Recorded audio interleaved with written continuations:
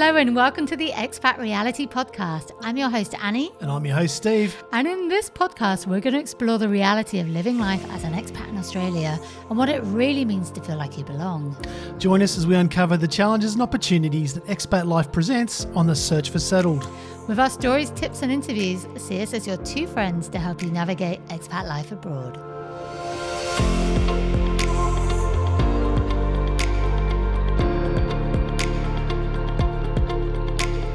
Just to let you know, this video podcast series is brought to you by the team at Auric Migration and Mobility. Now, Auric have helped us personally with my visa process to Australia, and we only know too well how difficult the entire process can be if you're doing it by yourself. They have also helped hundreds of our followers, and they're offering our listeners an initial assessment for free.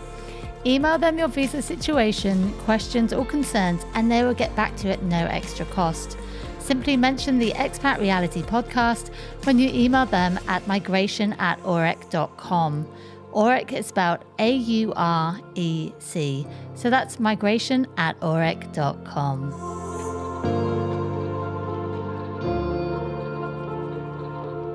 In this episode, we're going to talk about what it was like to be on the TV show called House Hunters International. You're going to hear about what the process was like for how we got casted onto the show and what it was really like filming it. Yeah, it's a little different to what you might think. I mean, when you're watching a reality TV show sitting on a couch at home, you think, there might be a little bit of reality in there. But yeah, we're gonna break that open and have a look and see what's under the hood. Definitely. Also, don't forget to listen out for Steve's tips towards the end of the show this week. I've got some really good tips on what might make your perfect beach escapade. So, stay tuned for that, and I'll clue you up on some bits you need to know about. That's right. So, let's get into it. Hello and welcome back to the Expat Reality Podcast. I'm your host, Annie. And I'm your host, Steve. And I think we should start this episode this week if you're watching it on video podcast. Steve, what's your T-shirt all about that you're wearing? Yeah, this is the Heaps Good T-shirt. This is actually kind of from one of my previous employers. But anyway, the whole thing is that there's a whole heaps good thing going on, right, that you need to be aware of. Basically, if something's heaps good, it's like really good. Yeah. So it's kind of a thing. You just have to know. I mean, if someone comes up and says heaps good, like, well, what are you talking about? Heaps is a very Australian word, isn't it? So just to describe it to you if you're listening to That's going heaps fast. That's heaps bad. That's heaps good. See how I kind of, you said I was doing that, right? I was kind of like mixing it around a bit. And that's what you might come across. From time to time. So, I keep a lookout for the old heaps. It makes an appearance from time to time. Yeah, that's right. Heaps good it's an Australian thing. I mean, you can use heaps in so many ways. It's like it's a kind of a very, but it's kind of it's kind of an alternative very. Is there another word another Aussie word that you could use instead of heaps? Oh, I put you on a spot. Oh, okay. There is there is one. I can think of one. You ready? Yeah, go on. Hectic. Oh, it's hectic. Hectic. Bro. That's hectic, bro. Hectic, bro. The bro's got to go in the end, yeah. Yeah. Definitely. Is that a Kiwi thing or an Aussie thing? Could be a bit. I think a lot of that gets imported. I think it gets very fuzzy. Around the edges because it does. It kind of gets imported from over in Kiwi land and then it comes over here and then all of a sudden it's Australian. A bit like Men at Work, the America's Cup thing, all that sort of stuff. So what? America's Cup thing. Oh, okay, a bit before your time. Anyway, moving along. Oh my God, I feel like we're like diving into a whole completely different episode now about Aussie I'll blow slang. your mind. I could blow your mind. I was just thinking about, in New Zealand, don't they call flip-flops, they call them jandals, don't they? Jandals. So that's and then here in Australia, they call them thongs. Yeah, thongs. I mean, when you first come here, if you're an American and you start hearing the word thong, you're like, oh, hang on, what's going on here? Or British. Take your thongs off before you walk in. It's like, whoa, hang on. It's like, what have we got here? It's very confusing for someone who, is not used to the whole thong thing. I think after 11 years of living here, they're still called flip-flops to me. No, definitely not. Yeah. Flip-flops is embarrassing. It needs to be like thongs. It does. Thongs sounds very Aussie. It's kind of a random word, isn't it? Flip-flops. Flip-flops. Anyway. The sound they make, flip-flop when you're walking. We are totally digressing. Very right digressment. now. Yes. Digressing. So we're really excited to bring you this episode today because it is a bit of a different one to probably what we would usually talk about. But I think it's quite a fun episode as well to share with you some of those little details that we've never shared before about what it was like being on a reality, I suppose you'd call it a reality TV show. Don't really know. But I don't know how much reality's in there, but it's kind of But that's what we're going to share based today. on reality. Probably more. So I was just thinking about it before, and the last few jobs I've had, that I always get asked this like sort of questions that I need to give to my employees as like a fun thing for them to get to know me, and it always comes in the form of like you got to say 2 truths and 1 lie. So when I've done it, like I've got my 3 set out that I always say I've said in the last 2 jobs to my employees. So not my employees, my co-workers, I should say. And so it comes in the form as the first question is, I was on House Hunters International, which is obviously a truth because we're talking about that today. And the other 2 that I say, so one of these is a lie. So one is either I met the Dalai Lama at his house in India, and the other one is I went to university with Kate Middleton and Prince William. So technically you could think the Dalai Lama one could be true because obviously Steve and I met in India. And the university one with Prince William and Kate Middleton kind of could be true because, we're kind of the similar age, and I'm from the UK. You got that English twang in the same fashion. Twang. It's a little bit posh. Do you think? So that's the questions I always say, and everyone's like, "What? That's really random." But I'll let you know that obviously the Prince William one is not true. So I did not go to the same university. Whether they go to Edinburgh, I think they went to Edinburgh Uni. So I didn't go there. But we did meet the Dalai Lama at his house in India in 2018 when we were back in India at the same meditation course where we first met, and we were invited down to the Dalai Lama's house for a teaching, and we had a photo with him, which was it's amazing. This was an absolutely amazing experience, and I don't think we'll ever forget that. It's just so amazing to meet such an awesome person. And just to sort of give you a quick insight into that, we didn't just get invited down to his house. We were actually, the meditation course was in the same areas to where his house was. So it's not like we had to travel very far.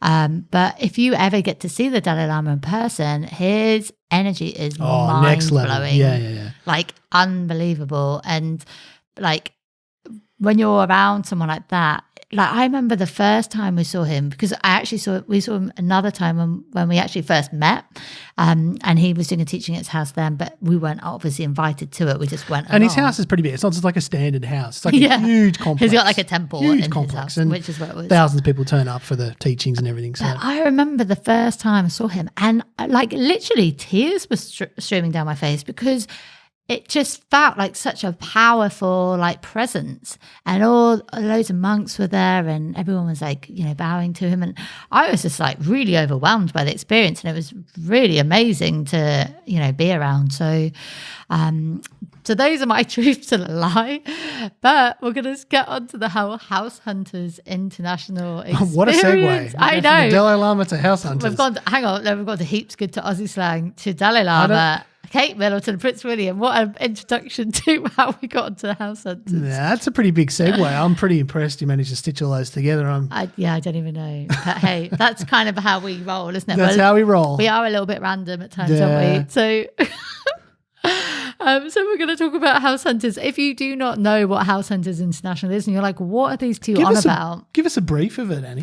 Well, House Hunters International is an American TV show about how people are moving to different countries, and it's about about how they are already in the new country, and then they have like a real estate agent who will help them find a place to live, and it's them sort of exploring the area and helping them move, basically. So that's kind of what it is in a nutshell. We had never even heard of it before when we were approached to be on it, and so we just saw it as, hey, we've been invited to be on a TV show. That sounds like lots of fun. Let's do it. And it wasn't on in Australia at the time when we were casted for it. And that was back in, I think it was like 2014, 2015. When the reason why we did get cast for it is because we obviously started our site called Londoner in Sydney, which is an expat site, back in 2014. I think it was only about 6 months into starting that site that we had got approached to be on it. We thought it was going to be like a really fun experience. So we were like, let's just do it. As Who if, like, knows? if someone says to you, would you like to be on a TV show? I mean, the first thing that comes into your mind is, well, what's the catch? Yeah. Why do you want us to be on a TV show? Why do you want us? Why? Anyway, so yeah, that's the first thing. But it was an awesome experience, and it was pretty different to what we thought. It was, yeah. And so what happened was we had a phone call with a producer in America, and they asked us to they asked us to kind of describe where we were living, because we had literally just moved into a house in Kirribilli, which, if you don't know Kirribilli, it's like right on Sydney Harbour on the north side. We were living next to Kirribilli House, which is where the Governor General lives, is Correct. it? Well, yeah. Is it him, or was it the Prime Minister? No, that's the Prime Minister's residence in Sydney. So, Prime Minister. Sorry, got that wrong. God, I should have known that after living next door to it for I hope I've got that right. I don't know, but don't quote us on that, everybody. It's pretty bad if I got it wrong, wouldn't it? Anyway, yeah, it is. We only lived next door to him no, it was the PM's You know house. what, though? Just digressing there, I remember like getting cabs back, and I'd get in a taxi and I'd be like, oh, can you take me to Kirribilli, to our street? And they'd be like, where's that? And I'm like, oh, Kirribilli, next to Kirribilli House. And they'd be like, where's that? And no one knew where it was, which was crazy. Maybe that's on purpose. Maybe it's disguised, so no one actually knows. So, I think if that's the case, there's a lot of cab drivers in Sydney that are getting, have disguises on places. I'm not even going to go into the whole cab driver in Sydney thing where I don't want to do an episode on that. They always make me get out Google Maps to tell them where to go, because they don't know where any street is. It's quite odd. I mean, compared to that's an interesting thing to unpack. Annie is the the whole black cab thing, and like in England, that's a very big thing because there's like a whole like thing around that where you have to learn and memorize all the streets, and they have to know. Like, it's huge. They have to do loads of training for it to actually pass to become like a cabbie, and it's really impressive. I feel like in Sydney they just drag someone like me off the street, stick me in a cab, and go, away you go. On you go. Yeah, they're like, I don't know where I'm going. Like, I hardly even know how to get around there. And I'm like so bad at taking like turns off, at different places, and I'm in the wrong lane, and I can only imagine what it'd be like being a passenger in my cab. Anyway. Yeah, I can only imagine, Steve, because I have been a passenger in your cab where you just drive in completely wrong directions where we're going to. Yeah, but that's why you get to see more of the countryside. You get to experience the true a little bit more of the area. Some of the time when you would always leave the fuel to like nearly empty, and I'd be like, you need to fill it up, and then the times when there was one, it was literally, it just ran out. And I was thinking, I could like toy with it. I was trying to find that line. We just try to find the line where it's pretty close. It's close, but I'm sure there's enough to get to the station. It's fine. And then we had this moment, and literally, I think I pushed it a bit too far, and I remember like trying to start the car. I was like, just didn't want to start. I was not happy. Not happy. So during that phone call, the producer, they asked us to sort of describe where we were living, and we told them it was really beautiful and it was like right by the harbour. And then they asked us to send in a video about ourselves. So I think they just wanted to check to see if we were going to be okay on camera. And I remember it's like, do you remember filming the video? And we went to like Kirribilli markets, and we were like, this is our local market that we would go to. And it was like... And he was very fashionistic in those days. We do. I think I'd love to find that video. It'd be so funny to watch that back like that. The video we sent to them. I was like, this is my market. And he's like sounding just like the videos we produce now for you on London or Sydney. So as I said, we had literally just moved into a house. It was tiny. It was like a 1-bed flat in Kirribilli. It was a really lovely little flat, but it was minuscule, wasn't it? Oh, it was like a shoebox was an overstatement. It was like unbelievably small, and it's pretty claustrophobic, I think. But there just wasn't a lot of room. Like you could swing maybe half a cat in there. I was just remembering when we lived there, and not long after we moved in, we started hearing all these like loud bangs. I remember Steve he jumped on the floor of the kitchen, and he was like, "Oh my God, it's gunshots!" It honestly sounded like we just moved in, and honestly, it sounded like explosions. I thought, oh, that's it. There's an attack. There's an attack happening. It was because it was around that time when there's a bit of tension. There's the kind of sieges and stuff happening, and it was a freaky time. And I heard all these noises and these explosions going off. I was like, get on the floor, Annie. Stay away from the windows. But luckily for us, it wasn't that, which we're extremely lucky that didn't happen. But what it actually was fireworks. And we quickly realised every Saturday night. Every single weekend was fireworks. Fireworks. And then you'd hear all the, we'd always hear all the cruise boats, wouldn't we, in the music, bouncing off the water. And it's not like we were literally on the water. No. We were like a couple streets back. Yeah. So if you do ever live on Sydney Harbour, it can be quite noisy. But one of the interesting points about living on Sydney Harbour is that when we were looking for a place, we did start to look in the eastern suburbs around sort of Bondi, Coogee area, and we never found anything that we vaguely liked, did we? Because they were like, for what we wanted to pay, you weren't going to get anything decent. At the time, we were saving up to do some more travelling, so we didn't want to spend too much on rent and. For the extra, we weren't earning very much anyway. No, we weren't earning astronomical amounts, but at the same time, we wanted to save, and shelling out for an expensive apartment was just not on the radar. And so, if you do ever move to Sydney, that's one little tip there for you: is that if you go onto the north side, there are some really good places there that are actually not as expensive as if you were going over to the eastern suburb side. So that's one little trick there, because we started to look at places on the north side, and they were, at this time, we're going back to like 2014, the quality of housing seemed to be better and it was cheaper. And we were like, well, this is a no-brainer. Let's go and live here. And I love to live in Kirribilli as well. Your mileage may vary, so don't take our word for it. But this is our experience on a whole. Yeah. Because it may, this is back, we're talking a while back. Yeah, now. this is like going on 8 years ago. Don't go getting all excited right up now, but it may be. Who knows? Yeah. Like, it's worth a look. It's worth a look. I suppose because you'd always think living on Sydney Harbour is going to be like astronomically expensive. So we were really surprised that it wasn't as much as what we were expecting. Well, I'd say if you wanted like an apartment that was bigger than enough to swing half a cat, it probably would be quite expensive. And if you wanted an apartment that actually had like, full on harbour views, then it's going to be like really expensive. But the point is around those areas, it wasn't as much as what we were expecting at the time.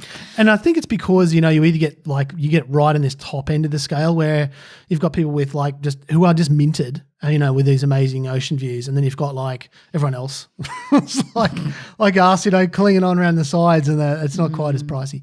But anyway. So just to explain our flat, so we had a little living room with a beautiful sort of French doors, and it opened up to a little Juliet balcony. It was like a little Romeo and Juliet sort of style balcony, and we were on the first floor of the building. And then we had this little pink kitchen, which was really random, but it was fine. And then we had a little bathroom, and then we had our bedroom. And do you remember in our bathroom? And then we'd always hear, there was an opera singer in the building, and we'd always hear them singing. Yeah. And then Steve would mimic the singing back. As if I'd be in the shower and singing to each other. Yeah, because there was a little vent next to the shower, it went all the way down, for air ventilation. Anyway, so I thought, I'll have a bit of a sing along here. Figaro, Figaro, Figaro, Figaro, Figaro. Lovely. So I had a little crack at that, but I'm not sure they were overly impressed. But yeah, maybe not. But it was kind of cool though, having an opera singer in the building. Two opera singers in the building. Yeah. Once we got accepted to be on the show in the end, obviously they loved our intro video. Oh, it was great. We made sure we got some of the best shots of the harbour, of us outside. I think walking around. We were trying to play tour guide, weren't we? Oh, yeah. I know it was a really rubbish video. Rubbish video, but. So once we got accepted, we found out they were going to pay. I think we got paid $1,000. I think it was to be on it, and it was 3 days worth of filming, so we had to take that time off work. Then we were like, right, we want to be looking the best we could ever look to be on this TV show. Because we were like, I want to look back at this TV show in 10 years and be like, oh my God, what did I look like? So we properly prepared for it, didn't we? And we did a juice cleanse. And we got our teeth whitened, all these random things to be on it. Well, juice cleansing was big. It was big when we were. It was back then, yeah. Obviously not now. No. But, I probably wouldn't advise to do it now. But so then we had to find the right clothes to wear for it, because you couldn't wear stripes, and there was all different like rules and regulations about what you could and couldn't wear. So obviously, no branding or anything like that. Oh my God, I like really worked out what I was going to wear. I even wrote a blog post on our site, London and Sydney, about what I wore on house centres. Not like anyone would care, but I think maybe I just did it just so I could remember that time. But yeah, so we got ready to film it. And then on the first day of filming, like we were thrown right into the deep end and we had to walk down Pitt Street. And in the morning, it was around about 8:30 in the morning where it was packed and there were so many people walking to work. And there's Steve and I walking down the street with a camera crew, and we felt so uncomfortable, didn't we? I honestly know what TV presenters must feel like now, because it's like everyone it's like a bunch of owls just all like turn around and face you, because it's kind of, maybe that sounds a little bit kind of OTT, but you get the idea, right? Kind of walking along, like, no one's watching me, right? There's this camera crew like in front of us, kind of we're going, we're looking, trying not to look as embarrassed as we can be. So anyway, like it's like 1,000 owls turn around at you and kind of, zone in, and you're kind of in this mindset of, well, kind of don't want to look, do anything wrong. And this camera crew seriously don't want to do that maneuver a number of times, and they're all hoping you get your kind of conversation right. So we're kind of going, oh, Annie, so we're going to work. Yes. Yeah, it was really, and that was the thing, wasn't it? Because they were building that up for us to go into work for that day. And I was working off, where was it? Australia Square, I think it was, a very corporate sort of part of the city. And at the time, I had just transitioned. So I was basically doing temp work a lot when I first got to Australia. And then I finally got my first full-time job, and it was working for some corporate office in Australia Square. And I can't even remember what they did. It was like interior design or something for corporates. And my role was to be the EA to the CEO there. And bear in mind, it was a very small company. It was probably about 8 people who worked there, maybe at the most. And then I also had to work on reception as well. And, I felt like, I've finally got a full-time job. Great. But obviously within, I think, the first month, I realized that my boss was a complete and utter psychopath. and so... Sorry if you're watching. Yes. Or listening. If that is that man. Oh my God, he was crazy. And so, but he was apparently... So you don't want to go into why? I am. I will get into you why. will? Okay. So he, I think he was going for a divorce settlement at the time. So he was quite stressed, but he was proper schizo, and he used to just go off at everyone in the office. And he would go off at me as well. And I'd just be like, oh my God, you're so scary. I'm like, don't want to go into your office because you're just going to scream at me. And so when I told him that we were I was like, I'm filming a TV show. Can we come into the office and film? Imagine you're a boss and someone says, someone comes to you, like one of your employees is filming a TV show and I want to bring them into the office and film everybody here. And you're like, well, hang on. Okay. Whoa. Everyone look alive. He wasn't too pleased about it, but he did agree to it, which was great. And just to wrap up on that guy, I think I quit within 6 months of that, because in my first month he actually tried it on with me at the staff Christmas party, which was very, very inappropriate. And I think at the time I was like, you're such a weirdo, but obviously no. And and then I think they got rid of me after 6 months because I was hating every second of it, which is absolutely fine. Yeah, but I mean, what's the guys that like trying on with his? I mean, that's just not on. Well, yeah, I mean, especially that was before Me Too, wasn't it? So that was before the whole Me Too thing. Yeah, definitely. Yeah, it would have been, wouldn't it? So, back then I was just, you sort of just go, that's really appropriate, but I'm not going to tell anyone about it. Which, it wouldn't happen now though. Like, my God, they would have been sent to bloody jail in. Now I'd be like going straight to HR going, this guy, give me a good payout. Yeah, exactly. So anyway, so we go into the office that morning to film, and as we go in, I felt really uncomfortable as it was, and they had to film me at reception, pretending to make a phone call and stuff. And, I think after about half an hour filming, we then went off to Steve's work. Can I just say with that point, actually, when you're watching the news do it. They love that sort of thing. It's like, the B-roll stuff where someone's at a computer and they're kind of surfing the internet. And it's like, yeah, you're clearly not working. We understand that, but it changes your perception. And I know when we first started watching television after that, it kind of tainted watching any TV, because you could kind of think, oh yeah, they're clearly just B-roll. It's not. They're not actually working, and I thought they were working. I feel ripped off, and that's kind of, it's not fair. And that's funny because I actually used to work for a production company that, we used to distribute video equipment. So I kind of, I was in the industry somewhat. So, but it's a real psychological thing, to have that sort of exposure. And I think it's just something you kind of look at things a bit different after it. Okay, and then we went over to Steve's office after we filmed at mine. So what was that like, Steve?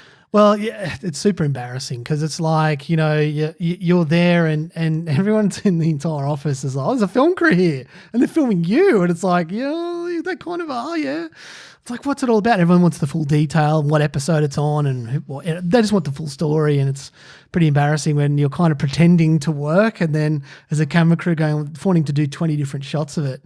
And everyone's looking at you kind of giggling. It's just like, it's a little bit of an embarrassing moment. Yeah, it was fun though. I enjoyed it. And then after we did that, we then made it over to our first rental of the day. So basically on House Hunters, even though we were living somewhere already, we had to pretend that we were actually going to look at 3 places to move into. And the first one we went to was in Mossman, and we actually met up with a real estate agent who took us around and showed us around the property. He was really good. He was ace. Really good. I would have hired him to run my own kind of TV show. He was that good. He was seriously upstaging our reality acting, I thought. Yeah, he was really good on camera, wasn't he? Yeah, totally. And so he showed us around this apartment, and it was like a 1-bed, I think. And it had a really nice view, sort of overlooking kind of Sydney Harbour in a sense. You could see a bit of the bridge. And I just remember seeing the bathroom. Oh, was that the blue bathroom? It was the blue bathroom. Oh, it was super blue, like everything was blue. And when that was my impression, if I walked in and said, well, geez, it's blue. I know, because you kind of have to think about how can you describe what the place looks like as you're walking. You're like, oh, there's some walls and there's... That's a very good point. And it's kind of like, yeah, I'm in an empty room, and you kind of, because, okay, so this is how it works, right, is that they ask you to focus on something. That's right. They ask you to pick something, and they kind of mold you into this character. Yeah. But then you end up kind of becoming that character, just sort of, totally subconsciously, is like they'll say, like for me, it was cooktops, right? And what was your one? No, yours was that you had to be granite. Oh, yeah, granite cooktops, and it had to be gas. And you had to also be about the budget as well. The budget, yeah. It had to have like 1 or 2 things, and you kind of zoned in on those. So that's what they asked you to do. And then for me, it was all going to have to be about the view. Like I was moving to Sydney from the UK because I wanted that harbour view. That's what they told us to sort of be like. And it was really interesting because I started to become that character. I'd be like, oh, Steve's worried about the budget. And I'm like, what? Like, if you know Steve, that would even concern him. The budget probably wouldn't be the top of my list. But, there it was, and it was like plain as day. And the first thing comes to mind, and pops in there, budget. And I'm like, why did I just say that? Hang on, you guys are doing sneaky things. And it was kind of like, but you had to pick things as you walked into the room, and you kind of subconsciously, and you notice this if you ever watch House Hunters, people will look up into the cornices. Now, if you've ever been into a room, a cornice of the corner of the room is not the first thing you look at when you walk in there. So you kind of, it's not a natural thing to do, but whenever they walk into a room, you'll notice them look up. And that's because there's something weird about where your eyes go when you're being filmed. You don't want to kind of look and accidentally get the camera, because the camera guy will be in the corner and you're like, oh, don't want to look at him. I'm going to go up. So that's where I'm safe. I'm safe up there. So it's fine. So that's what it is. I'm so totally going to look at that next time. Yeah, have a squeeze and just watch the eyes. Because if you don't want to get the camera guy, it's bad news. And they're like, oh, cut, start again.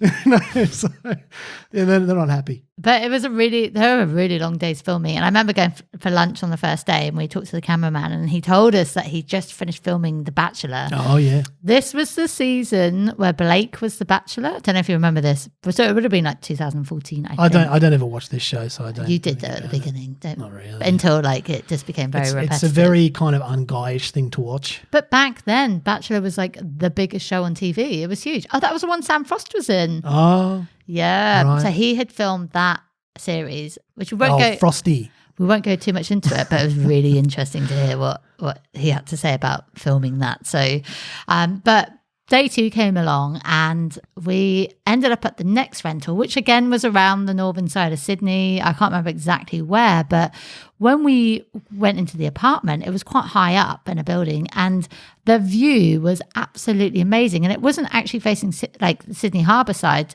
but it was facing the opposite side. I think it was like around Camaray or somewhere.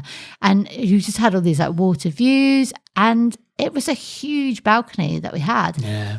And that's when the penny dropped. When I looked at Steve and I went, do they know what our flat is actually like? Because they're basing this all around the view, but we don't actually have a view from our place. Well, that's the thing. See, like, I'm wondering what sort of story they're going to construct because obviously in the back of your mind, first of all, they haven't actually explained to us what the full story is going to be. They're like, oh, I want to have a few options. We've got an idea kind of what it's going to be like, but there's nothing set in stone just yet.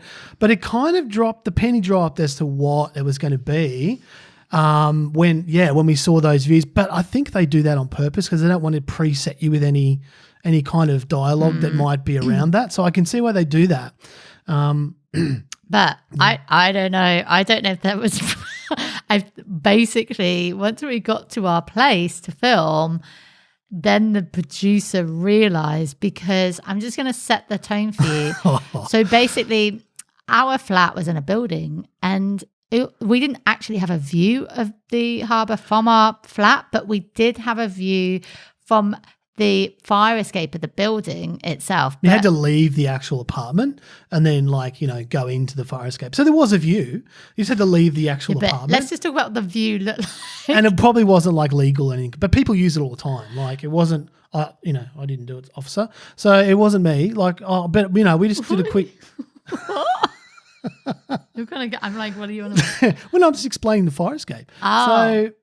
So anyway, there was, we had a really good, fire escape view. A few people would go out there and not very legally probably have a schooner in the afternoon on Friday out there. So I see. But to explain to you what that view looked like, basically imagine 2 sides of a building. Like you've got one side of the building, the other side of the building, and then you've got a small gap in between. And in between that, you've got a direct view of the Sydney Opera House. Oh, yeah, direct view. That is what our view looked like. But it was a very slim, sort of narrow view that we had.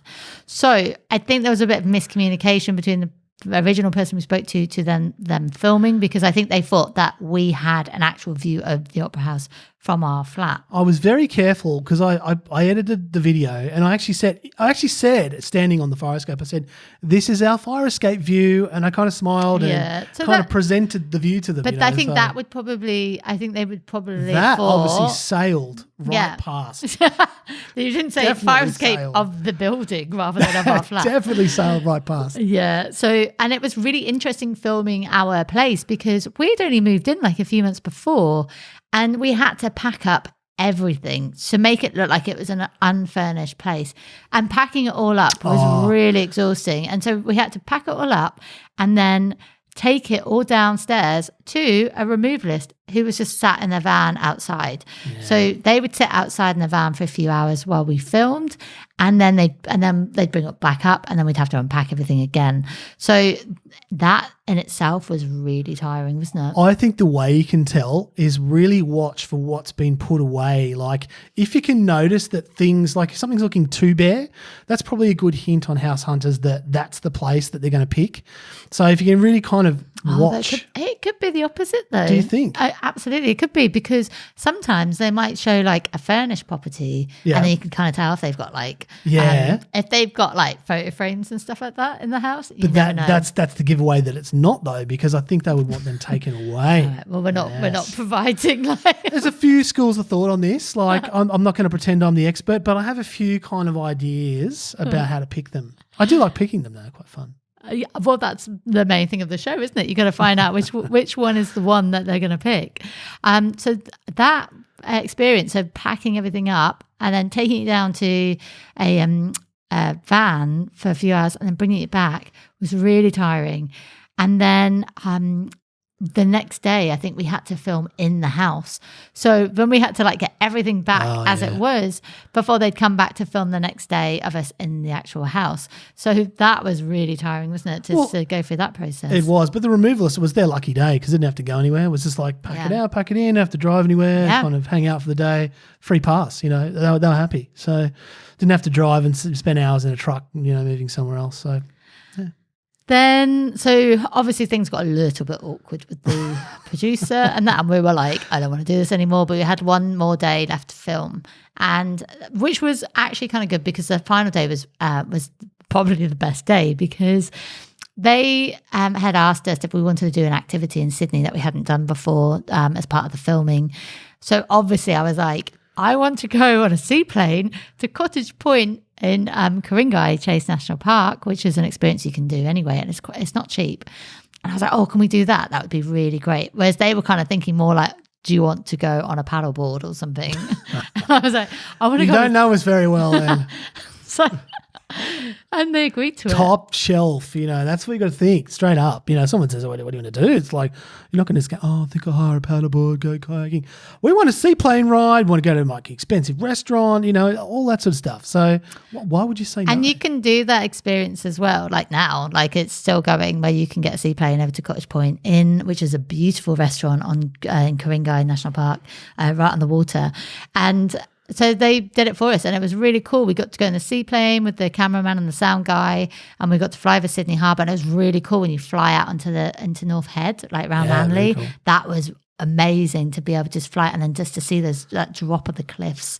I really loved that experience. And then when we flew into Cottage Point, we fly into the restaurant, like not into it, but like obviously on the outside. Fly into a restaurant, it might be said. So landed on the water. So we land on the water of the restaurant. And the camera guy and the sound guy get out first. And then there's lots of people around that restaurant at the time. The whole restaurant become owls and they're all like... And they're all like watching because they're like, oh my God, who's going to come out? And Steve gets out. And then I've got to get up. I'm wearing like really high heels that I probably have never worn before. They were probably about 4 or 5 inch high. And I've got to walk down these steps from the seaplane. And I'm thinking... oh my God, I'm going to fall flat on my face. I know it. I'm going to fall right down these stairs and it's going to be so embarrassing. And they've got this camera guy there filming us. And so Steve's like trying to get me down the stairs, which thankfully I didn't fall. And then as soon as everyone from the restaurant saw us, they were like, don't know who these two are, back to eating. They're trying to clock us like, who is it? Got to be someone important, surely. Surely.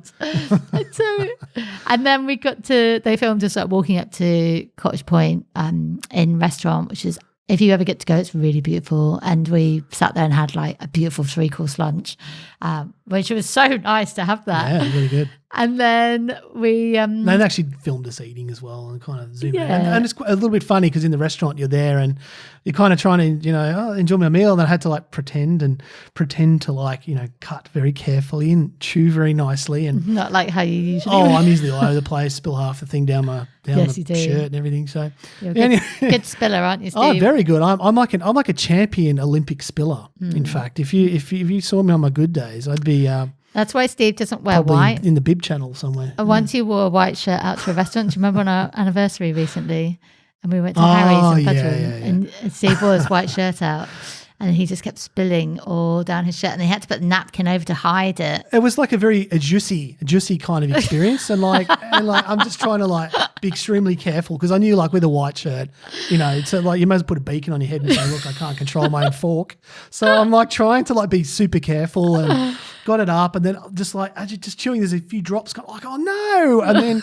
Because the waiters come past and I've kind of tried to camouflage it with one of the napkins. Her and you were like, look. She was like, oh my God.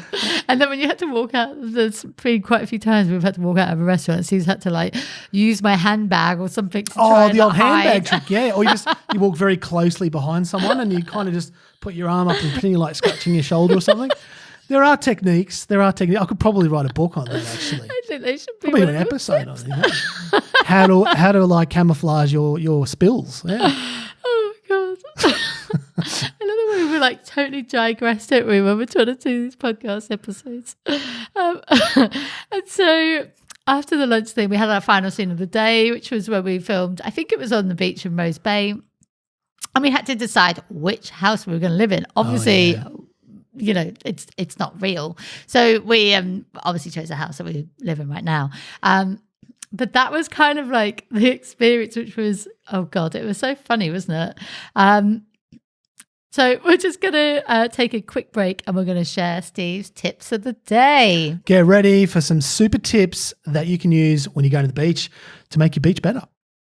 All right, Steve, do you want to talk us through what your 3 tips for taking to the beach are? Okay, so number 1, and this is going to be a very debatable thing, but I think Crocs are extremely important. They're very useful for the beach and for a very good reason.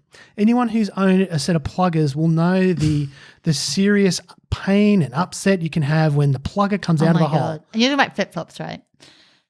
Flip-flops, yeah. I can be a bit more colloquial and call it a flip-flop for those on the other side of the ditch or on the other side of the globe for that matter. But yeah, so basically when that comes out, you know, you're in a bad territory, because when you try to slot it back in again and you think, you know what, I've got this nailed, there's going to be no other plugger incidents anymore, it's totally fine. You'll find literally within about maybe 20 meters later it'll pop out again, or could be the next day. It will happen. It will happen. So it does happen. So that's why I recommend a pluggerless solution, and that's why I would highly suggest the Crocs approach. Yeah, definitely check them out. You know what? You actually converted me only recently. It's taken me 11 years to get into Crocs. I know everyone, but when we went to Italy recently, and I remembered before when we traveled around the world, and I just took my Havaianas, and I remember specifically being in Japan, and my feet were just on fire from walking so much. So I was like, okay, we're going to Italy. We're probably going to walk quite a lot. I'm not going to take those. And I invested in a pair of Crocs, and they were honestly the best walking shoes, because I'd never even worn them before, and yet I was kind of hoping they were going to work, and they really did. And I had no painful feet the whole time. Yeah. So look, you know, we're not trying to sell you on Crocs. There's other brands out there, but I would just recommend anything without a plugger, just avoid them. There you go. Seriously. There's your first tip for being in Australia. Steve, second tip, what is it?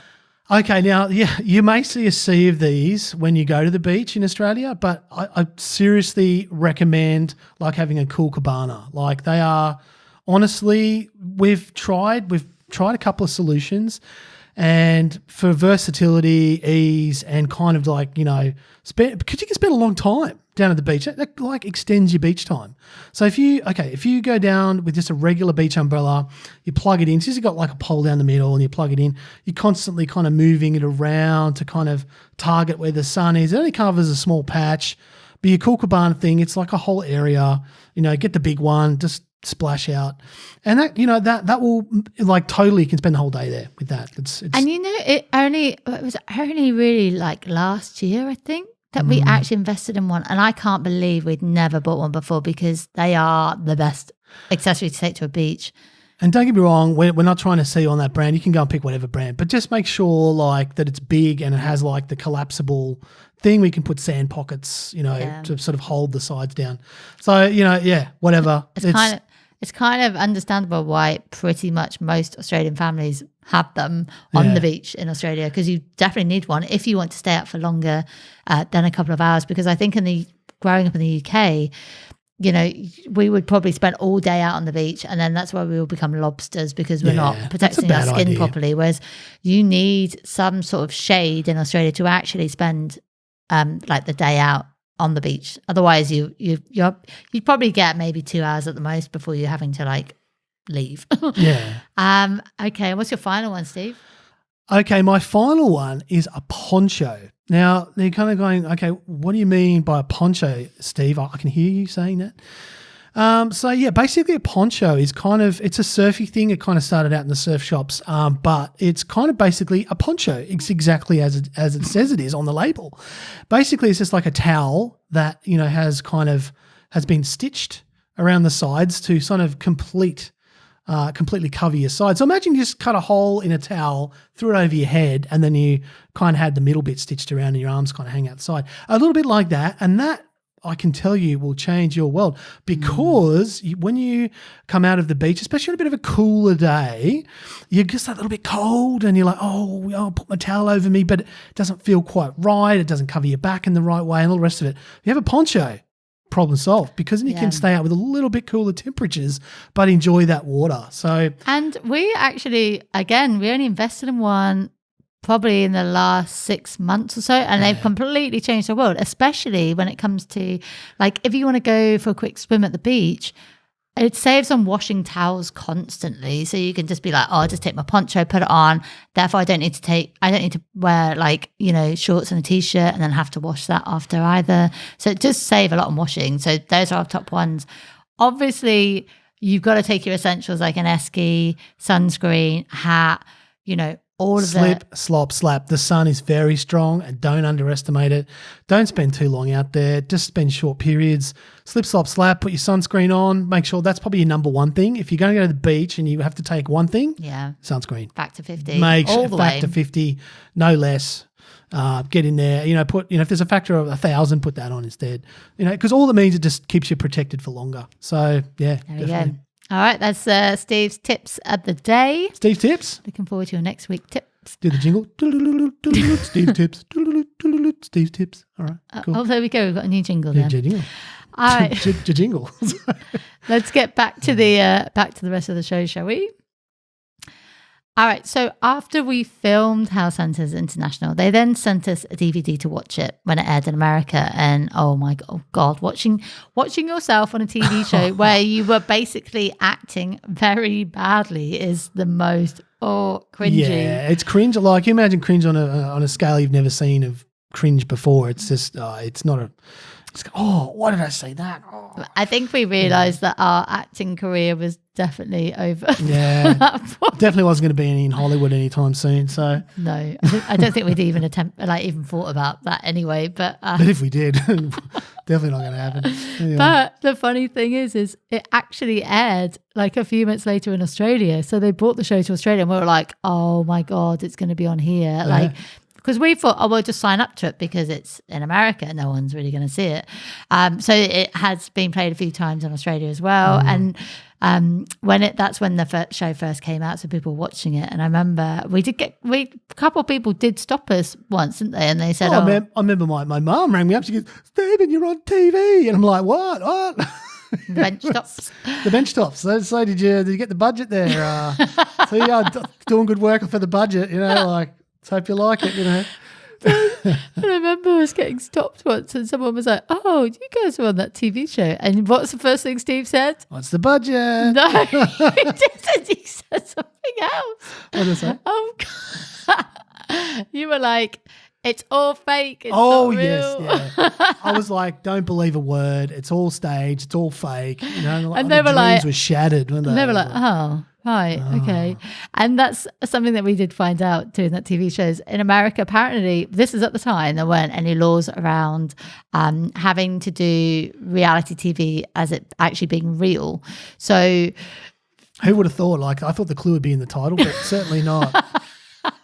Certainly not. It should be like based on reality. And they said to us, apparently in the UK, it has to be real. So if you see like moving house shows in the UK, then you'll see that at the end, they always say like, that person didn't buy the house in the end, or they did, or whatever, because they were actually looking to buy a house. Whereas in America, it's not as quite real. For entertainment purposes only. Well, I think there's an element of it that's real, but it's not entirely real. So that's what we found at the time, but don't quote us on that because the laws may have changed since. So this is going back to 2014. But yeah, it was actually quite amazing to be on a show in Australia because growing up in England, you know, watching Australian shows was like a huge thing in my world. You know, I grew up in the era where Neighbours and Home and Away and Heartbreak High were massive like back then. Heartbreak High, yeah. I loved Heartbreak High. Oh, did you get Degrassi Junior High as well? To what? Oh, what's see, that? I've mentioned this before. And what? Degrassi Junior High. Is that another TV show? Yeah, it's big, it's huge. What about the other one? What's the one, The Lighthouse? What was it called? Oh, that's Round the Twist. Yes. Oh, I love Round the Twist. I remember going to see that Lighthouse. Have you ever felt like this? I went to see. Have you seen The Lighthouse, Stephen? Have you seen The Lighthouse? No, I haven't seen The Lighthouse. If you ever, oh my God, if you ever watched Round the Twist growing up, The actual lighthouse exists on the Great Ocean Road in Melbourne. It's an amazing experience. And obviously Neighbours has just finished up filming in Australia, which was really sad. But if you ever get to watch the final episode, it's actually really good. Yeah, I don't know. I've never been a Neighbours fan. I'm actually I've got a story about that actually, because when I was living in the UK, there was, I was exposed to the gravity of Neighbours. Basically, I was working for this company, and you're like, there's a lot of blokes in there because we're doing like IT support stuff. Anyway, we ended up like, at lunchtime down in the lunchroom, and everyone's like crowding in. And everyone's like, here you go, come down, Steve. So we sit in the lunchroom, and everyone will like the guy walk up to the TV, switch it on, and literally the silence. And he'd be silent for half an hour watching Neighbours. And I'm like, you can't be serious. Yeah, because Neighbours is on twice a day. It was on at lunchtime and then at 5 o'clock or something. I was the entire lunchroom, like 20, 30 people completely quiet. I was like, this is so weird. Big thing. And then when I came to Australia, like, I didn't meet anyone who actually watched it. And Home and Away is still on now. That's still kind of prime time. I think it's on like 7 o'clock at night. Right. But I didn't think it was still on. Yeah, Home and Away is. Right. But Neighbours, I don't think I've ever seen it in Australia until they aired the final episode recently. But I wouldn't even know what channel it was on or what time it was on. But it just didn't seem to be as a big thing in Australia, which is kind of sad, really. So to be on TV over here, even though it wasn't for an Australian TV show, it was still quite exciting for me. So I hope you've enjoyed our episode today, all about what it was like being on House Hunters International. If you have any questions about it further, then drop us a line. You can go to our Instagram profile, which is the Expat Reality Podcast, and let us know if you've got any questions about it. Yeah, I mean, it was a really interesting time for us. We learned a lot about what it means to be on reality TV, and it was an exciting time. Very exciting. All right, guys, we'll be back next week for more from us, from Annie and Steve. All right, take care, and we'll see you next time. See you. Ciao. Bye.